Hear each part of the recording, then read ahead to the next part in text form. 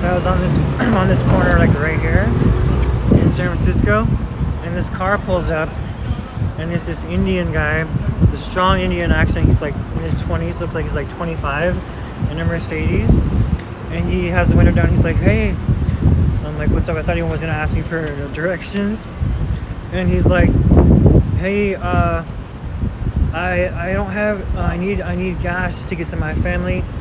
And he pulls off this ring, and it's like a really fat, apparently supposed gold ring. And he's like, "I need money to get to my family. Can you help me?" And I'm looking at it. First, I'm thinking, maybe.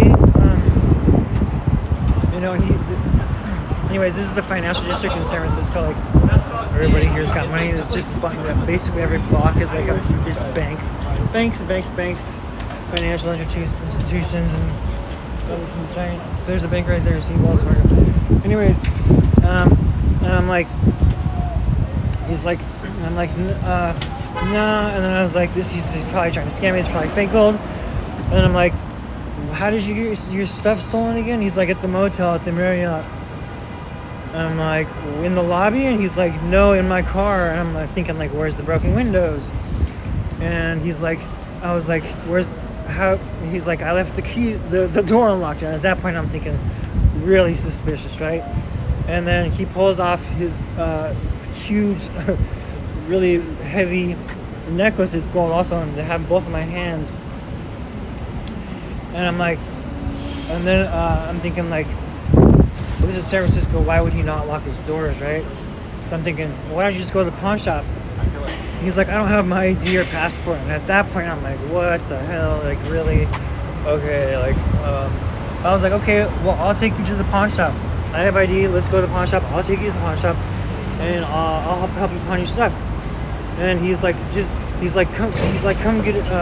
He wanted me to get in the car. He didn't want to do the pawn shop thing.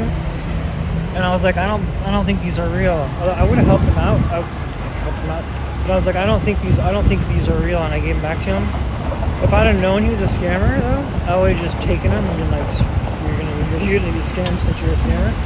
But they were probably just fake. What do you think? What do you think happened? I mean, I wasn't able to film him or the car.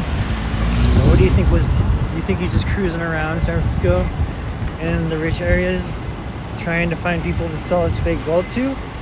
Because if that's the case, like, he could get really hurt, right? He could get really hurt. And like, he wasn't that big of a dude. He was alone, but who knows what he had. But yeah, what do you guys think? And I don't usually make videos ever because I'm so ugly and old, and this is TikTok, but I'm really curious what you guys think.